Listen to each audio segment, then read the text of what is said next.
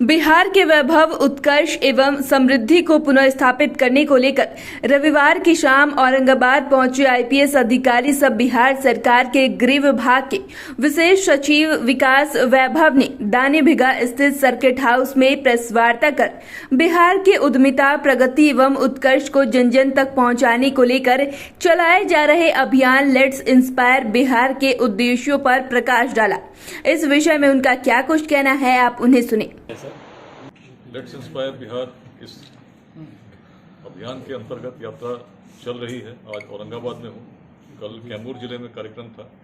बिहार के 29 जिलों में भौतिक रूप से युवा संवाद का कार्यक्रम संपन्न हो चुका है। अभी तक लगभग 45,000 लोग स्वैच्छिक रूप से इस अभियान के साथ जुड़े हैं, जिसका मूल उद्देश्य बिहार के उज्जवल भविष्य का निर्माण है। स्वप्न है एक ऐसे बिहार का जिसमें शिक्षा के लिए किसी को बाहर नहीं जाना पड़े और रोजगार के लिए किसी को बाहर नहीं जाना पड़े। ऐसे बिहार का विकास का स्वप्न लेकर हम आगे चल रहे हैं, जिसमें आधार इस पूरे स्वप्न का हमारा अपना इतिहास है।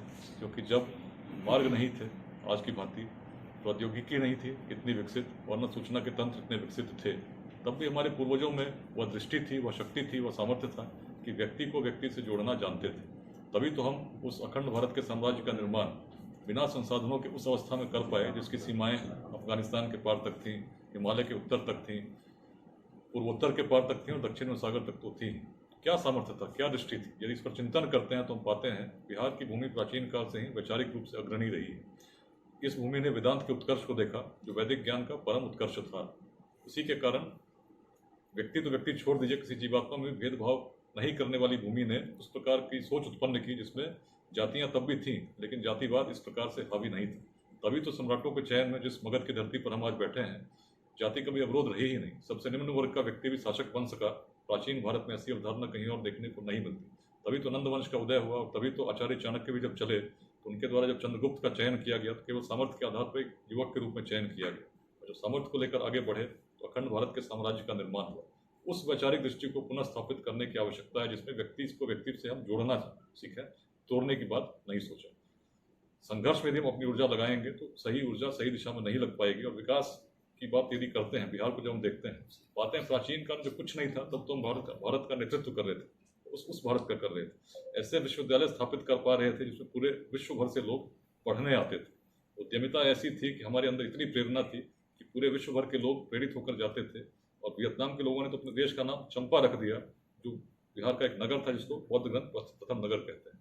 आज यदि हम पाते हैं श्रृंखला में राज्यों में बिहार पिछड़ता है, बहुत सारे कारणों से हम चिंतित होते हैं। तो चिंतित होने से समस्याएं नहीं सुलझेंगी, चिंतन करना होगा। और चिंतन करने पर हम पाते हैं कि जो दृष्टि हमारी थी, जिसको लेकर हम आगे बढ़ रहे थे, आज भी यदि भविष्य का निर्माण करना है तो युवाओं में विशेष रूप से सोचना होगा किस प्रकार हम करें। इसीलिए हम लोग इस अभियान के अंतर्गत शिक्षा के विकास, समतामूलक समाज का निर्माण, जिसमें जो सक्षम है उनका सहयोग करें जिनको उसकी आवश्यकता है, और मुख्य रूप से उद्यमिता का विकास, ताकि रोजगार के अधिक से अधिक अवसर उत्पन्न हो। कितना भी हम चाहें, यदि कोई व्यक्ति चाहे कि हर व्यक्ति को सरकारी नौकरी मिल जाए, कोई भी आ जाए, कोई भी कुछ कह सके, संभव नहीं है कि हर व्यक्ति को सरकारी नौकरी मिल सके। उद्यमिता का विकास हर स्तर पर हो ताकि उद्योग स्थापित हो। उद्योगों से ही बिहार का विकास संभव है, लेकिन उद्योग स्थापित तब होंगे जब उद्यमिता का विकास हर स्तर पर होगा। विद्यालय में होगा, महाविद्यालय में होगा, प्रखंड में होगा, जिले में होगा। और ऐसे मेंटर्स हम लोग हर जिले में तैयार कर सकें, हर प्रखंड में तैयार कर सकें, जो उन लोगों को मार्गदर्शन कर सकें जो उद्योग स्थापित करना चाहते हैं। सरकार की अनेक नीतियां हैं, लेकिन जिसके बारे में हमारे युवा जानते नहीं। तो ये एक विकल्प है कि हम उद्योग स्थापित कर सकते हैं, दूसरों को भी रोजगार दे सकते हैं। इसके लिए हम लोग बहुत प्रयास कर रहे हैं। नई दिल्ली में हम लोगों ने बिहार उद्यमिता सम्मेलन किया था पिछले वर्ष 25 दिसंबर 2021 को। लोगों ने पूछा बिहार का कार्यक्रम दिल्ली में क्यों? तो उस समय भी मैंने तब भी कहा था, अब क्यों भूल जाता है कि एक समय ऐसा था जब बिहार के कार्यक्रम काबुल में भी हुआ करते थे। सोच बड़ी रही, हमारे पूर्वजों की सोच बड़ी थी, तभी तो अफगानिस्तान के पार तक सोच पा रहे थे। आज भी उस सोच को लेकर चलेंगे तो संभावनाएं असीम है। रिसोर्सेज की कमी नहीं है। टेक्नोलॉजी आज कनेक्ट ऐसी कर पा रही है कि केवल व्हाट्सएप ग्रुप में 45,000 लोगों को जोड़ पा रहे हैं। उस समय कहाँ जोड़ पा रहे थे? लेकिन तब वैशाली के संथागार में 7,707 गणराजा चुन के आते थे, एक साथ बिना माइक के निर्णय लेते थे कि नहीं लेते थे। उस मतैक्य को जन्म देना होगा, सहयोग की भावना को जन्म देना होगा, संघर्ष को मिटाने का हर स्तर पर प्रयास करना होगा, यदि हम चाहते हैं कि अपने जीवन काल में जिस बिहार का स्वप्न हम देखते हैं उसको पूरा कर सकें।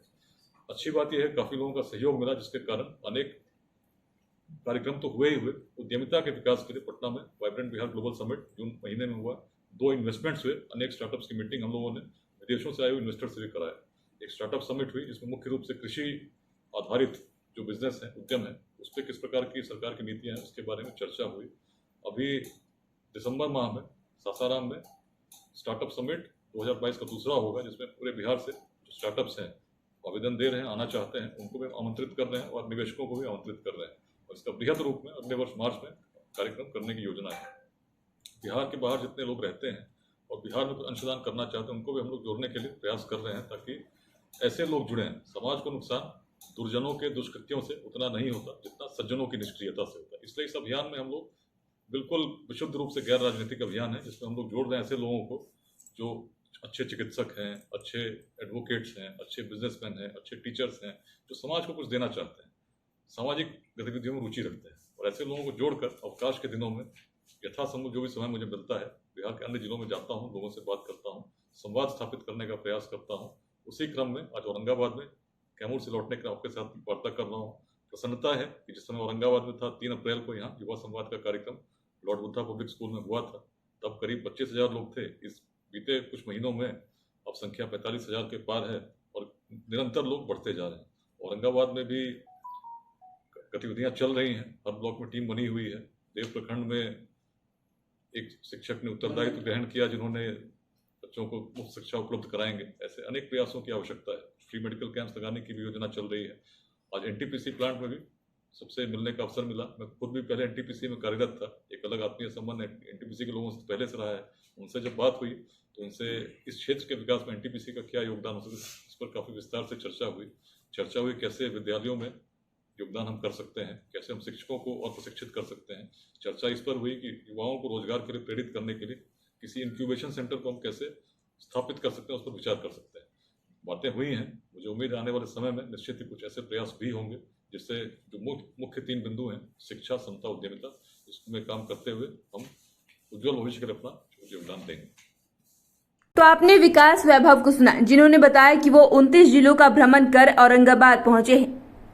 इस अभियान के माध्यम से बिहार के गौरवशाली इतिहास का बोध कराया जा रहा है, ताकि आज के युवा और आने वाली पीढ़ी बिहार के स्वर्णिम भविष्य को समझे और उनकी उन्नति, प्रगति और समृद्धि में अपना योगदान दे। उनका कहना है कि अभियान इतना सफल हो चुका है कि आज की तारीख में इसे देश विदेश के लगभग 45,000 बिहारी जुड़कर अपनी भूमिका का निर्माण कर रहे हैं। उनका कहना है कि जब बिहार में तकनीक नहीं थी, प्रौद्योगिकी विकास नहीं था, तब भी हमारे पूर्वजों ने बिना किसी संसाधन के अखंड भारत का निर्माण किया था। जिस बिहार ने वेदांत के दर्शन और उत्कर्ष को देखा, बस आज उसी को जागृत करने की जरूरत है। और यह अपने समृद्धि और गौरवशाली इतिहास को तभी प्राप्त कर पाएंगे जब नई पीढ़ी बिहार को भली भांति समझे और अपने ज्ञान से बिहार के भविष्य का निर्धारण करे। तो आप इस विषय में क्या कुछ कहते हैं, हमें कमेंट कर जरूर बताइए। चैनल को सब्सक्राइब करें, फेसबुक पेज को लाइक करें। वीडियो देखने के लिए आपका शुक्रिया।